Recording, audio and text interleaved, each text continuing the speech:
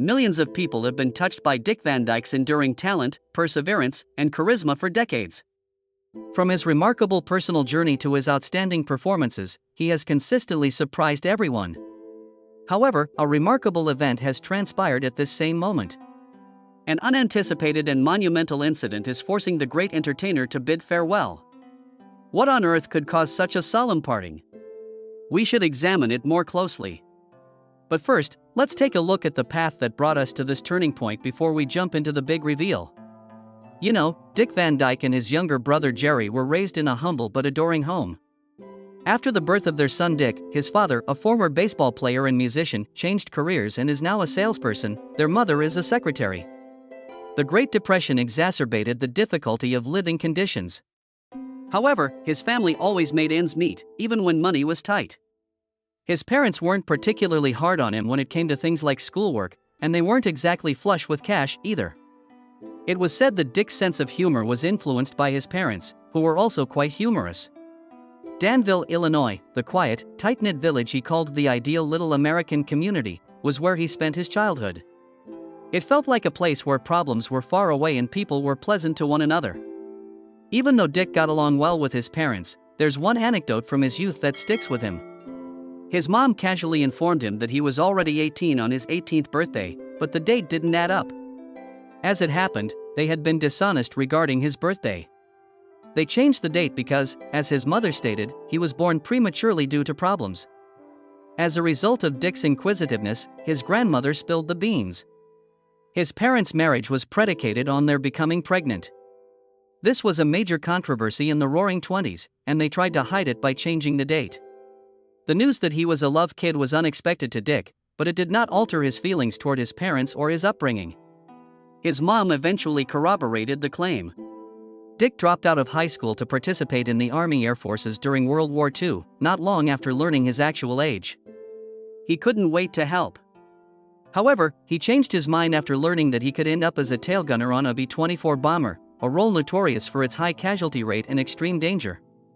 Given his passion for performance, he felt more at home in his new employment as a member of a group that entertained the troops.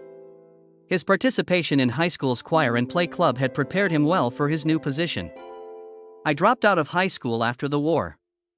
That chapter, though, was far from finished with him. He waited until he was 78 years old to get his graduation. People were meant to laugh at Dick Van Dyke. He spent his childhood in Illinois around accomplished actors and actresses like Donald O'Connor, who became famous in Hollywood. However, performing wasn't always the aim. Because of his devout upbringing, Dick entertained the idea of becoming a preacher at one point. His attitude shifted once he became a member of the school's theatrical club. His acting bug bit him, and he soon found himself starring in school productions and even working part-time at a radio station. He began dating Margie Willett, a girl from his hometown, when he was 20 years old. The couple's financial situation prevented them from tying the knot until a radio producer for bride and groom volunteered to foot the bill for their nuptials in exchange for an on-air marriage. A radio wedding took place between Dick and Margie in 1948, with 15 million people tuning in. They settled down in Los Angeles after the wedding. An early heartbreak was thrown their way by life. A miscarriage was experienced by Margie. However, after they were both well enough to travel, the duo performed as the Merry Mutes. They brought joy and humor to audiences across the nation, performing in cities like Atlanta, Miami, and Reno. Their family expanded throughout time, and they welcomed 4 children: Christian, Barry, Stacy, and themselves. And Beth Carey. While Dick's career took off, Margie stayed in the background. While Dick became famous thanks to the Dick Van Dyke Show, she was an independent artist with short hair, little makeup, and no interest in being the center of attention. Imagine, though, if we revealed that, rather than Dick Van Dyke, Johnny Carson could have played the role of Rob Petrie. Without its legendary star, it's hard to imagine the Dick Van Dyke Show. And now we reach the twist. It wasn't always supposed to fall on him. A young married couple, one of whom worked on a TV show, were the focus of Carl Reiner's brainchild, a sitcom that served as its inspiration. It was indeed Reiner's original intention to portray Rob Petrie. Even though CBS greenlit the pilot, they still weren't convinced by Reiner to play the lead.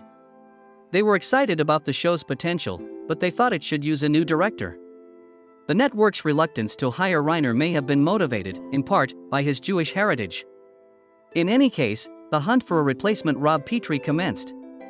Johnny Carson, the future late-night television icon, was actually one of the last remaining candidates. Carson and Dick Van Dyke were the last two survivors. Van Dyke's success on Broadway in By Birdie helped him earn the role. Mary Tyler Moore and Dick Van Dyke had the ideal TV couple thanks to their electric chemistry, which was a feature of the show. This, however, is not without its unexpected turn of events. At first, Dick was opposed to having Mary on the program. Being 11 years his junior, he felt she was too youthful. Despite the age difference, Carl Reiner cast Mary because he believed in her. It seems that Reiner was correct. People didn't pay attention or even notice. Due to his anxiety, Dick experienced a rapid weight loss of 5 pounds and a breakout of fever blisters just 1 week before filming the pilot. Carl Reiner later acknowledged that, with closer inspection, one could discern one on his lip. On November 22, 1963, the day of President Kennedy's assassination, one of the most memorable occurrences occurred during the run of the concert. In preparation for Richie Petrie's birthday bash, the ensemble had been running through a scene. When word got out, there were children rushing about the set. At that moment, time stood still. They huddled around a radio, listening to the unfathomable, in horrified silence.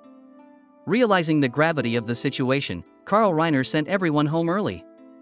Even though it was brilliant, the Dick Van Dyke Show had a rough beginning.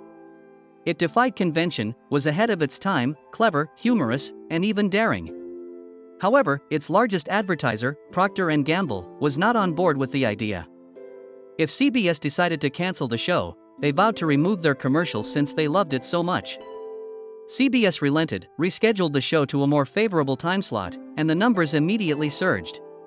The show's creators and stars decided to discontinue it after 5 seasons, while they were still riding high on the show's huge success, even though it could have continued for years. The last program featured Dick Van Dyke and Mary Tyler Moore, two celebrities already well known and poised for much greater success in their respective fields. The excited CBS was to have Dick Van Dyke return on television 5 years later. Culture had changed in the late 1960s, with the advent of the hippie movement and color television, and they were prepared to accommodate his every whim. The new Dick Van Dyke program has a definite 3-year run, thanks to Van Dyke. So, CBS would have to pay him a substantial amount to terminate it early. Additionally, he was adamant on filming in his hometown of Carefree, Arizona, and CBS eventually gave in. The show's ratings dropped after a promising debut, and after 3 seasons, it was cancelled. Nothing changed, though. It was Van Dyke's return to television, and he never left. Dick Van Dyke was never able to fully transition from television hero to movie star, in contrast to George Clooney and Bruce Willis. Despite Hollywood's best efforts, he failed to find success in the comedies and children's pictures that he was cast in throughout the 1960s and 1970s.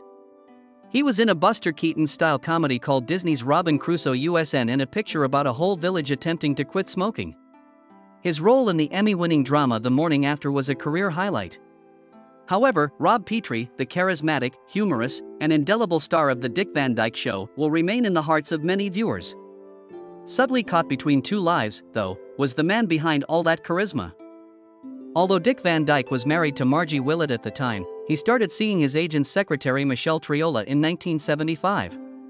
Michelle, in contrast to Margie, who had little interest in the entertainment industry, seemed to have a connection with Dick and knew her way around the Hollywood scene. The fact that Dick would contact his agency merely to speak with Michelle is something he acknowledged in his memoir. Their once casual lunches transformed into covert evenings in eateries with low lighting, where they could remain anonymous. For Dick, maintaining a double life became a very taxing ordeal. He made a joke about how much more difficult it was to maintain 2 relationships than to work on his TV show. He lost weight as a result of the stress. They were married for a long time before eventually divorcing, but in the end, he and Marge decided to go their own ways. They remained living together for decades after that, but they never tied the knot. The wedding date was never announced by her. Van Dyke and Company was Dick's new variety show the year after. The program got off to a great start. Even though it was up against The Muppet Show and Saturday Night Live for the Emmy. It was successful, but it only ran for 1 season. His subsequent appearances on The Carol Burnett Show were less than stellar. Although Carol Burnett had extended an invitation to Dick to take over for Harvey Korman, Dick's writing style was not a good fit for the role. The situation became uncomfortable because the writers were still thinking of jokes to tell Harvey. After a while, Dick quit the show, and Carol really got it. Their chemistry was sorely lacking, she said later on, despite their hopes of forming a great comedy duo. Dick and his son Barry tried their hand at another sitcom in 1988, titled The Van Dyke Show. Though it was short-lived, he did finally achieve long-term success with Diagnosis 5 years down the road. The Crime of Murder. Playing the role of a doctor who investigated and solved crimes. The 8-year run of the show was due in large part to its popularity among the elderly. But then, in 2008, Dick's first wife Margie died of cancer, and tragedy hit. Dick said that losing her was like losing a piece of himself, even though they had been divorced for a long time. Michelle Triola's death was also announced the following year. It was quite traumatic for Dick to lose two key partners at the same time. Thinking back on Triola's sickness, he tried to maintain an optimistic outlook for her sake, going so far as to act as if he was unaware of the severity of her condition when she inquired. His hardest acting role to yet, he said. After meeting makeup artist Arlene Silver at the 2006 SAG Awards, Dick discovered love again. Arlene confessed that she didn't immediately recognize him as an actor, but rather as a human being, and he was captivated by her stunning eyes. Following Dick's breakup with Michelle, they became close, and Arlene would frequently bring him dinner after work. Her generosity and encouragement won him over. The couple married on February 29, 2012. Dick described their relationship as one of the best decisions of his life. He said their differences balance each other perfectly. He's playful and immature, while she's wise beyond her years. On their first wedding anniversary, he remarked married life was great and thanked Arlene with keeping him happy and youthful. The duo have a lively dynamic. Arlene often dances about the kitchen while doing housework, and Dick believes it's impossible to feel unhappy when there's always music and dancing in their home. Their lives together are chronicled in a TV show that they work on when they're not traveling. The story shifted from focusing on Dick's career to showcasing their love story, proving that love knows no age. Things seemed to be settling down for Dick, but then life threw him another curveball. With the description, "Used Jag for sale real cheap," Dick Van Dyke posted a photo to Twitter in August 2013 showing his wrecked Jaguar. This was no laughing matter. A sudden fire broke out in his vehicle as he was driving down a highway in California. Thankfully, he managed to get out of the burning car, but he did so with the help of others. TMZ broke the story first, saying that the man was pulled from a burning automobile. Dick, being himself, was able to use his tweet to make light of the terrible situation. At about the same time, Dick had to deal with yet another major problem. He lay down every time he lay down for 7 years because of an unexplained neurological disorder that made a peculiar sound in his brain, like a heartbeat. Fatigue set in, and the doctors couldn't determine what was causing it. Seeking a response from anyone. It wasn't until a few weeks later that he realized his dental implants were to blame. The discomfort and noise went away as soon as the problem was fixed. Although Dick Van Dyke's charisma and humor have long been associated with him, he battled demons that he buried for a long time. Because the lives of celebrities weren't as publicized in the 60s and 70s, he was able to conceal his alcoholism. On Oprah's show in 2016, he admitted that he started drinking to cope with his shyness and feel more at ease in social situations. Alcohol became an issue as time went on. His 25-year alcoholism had an impact on his loved ones, he subsequently confessed to The Guardian. In an interview with Jesse Thorne for the podcast Bullseye, he discussed those years and how he often overindulged in alcohol at home without realizing he had a problem.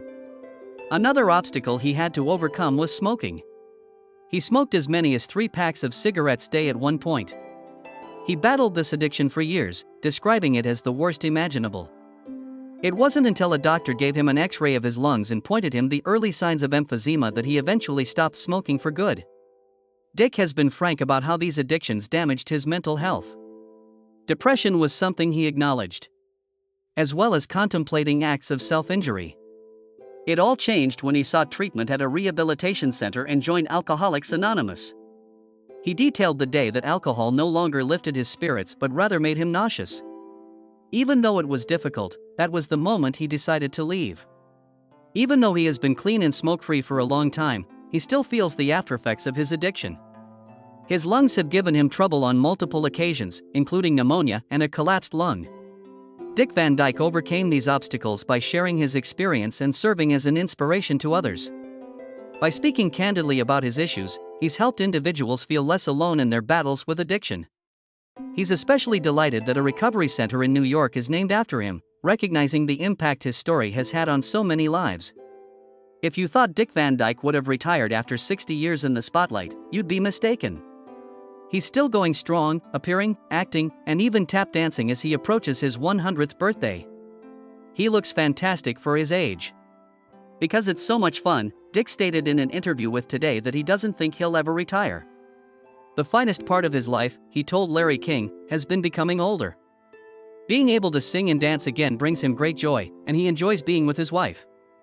That vitality and positivity might be why he's still so popular today. The Kennedy Center Honors paid tribute to Dick's remarkable career in 2021. Julie Andrews, who co-starred with him in Mary Poppins, gave him the accolade, remarking that he appears to have discovered the key to happiness. He's proof that age doesn't have to slow you down. Recently, Dick appeared on Days of Our Lives, playing a man with amnesia who doesn't remember who he is. On the program, he and one of the main character's sons reunite after discovering that he is the son's father. Bill Hayes, another actor, and he even did a tap dance. He became the oldest person to ever receive an Emmy nomination at the age of nearly 100 for the part. Dick made his appearance as a gnome on The Masked Singer last year. He was given a standing ovation even though he was the first to be voted off when everyone realized it was him. The emotional impact was so great that Judge Nicole Scherzinger began to cry. Despite his lack of familiarity with the show, Dick accepted the invitation since he believed it sounded entertaining. He stunned the crowd by singing a popular Mary Poppins song and described it as the most bizarre thing he had ever done. For Dick, maintaining an exercise routine is paramount to his well-being. To this day, he maintains his strength training regimen of 3 times weekly workouts that include yoga, stretching, and the use of exercise machines. He just talked about how much he loves being active and how vital it is to do so on a podcast. With his 100th birthday just around the corner in December, Dick Van Dyke has grand plans for a party to remember. Since his 99th was understated, he intends to make a big deal out of this one.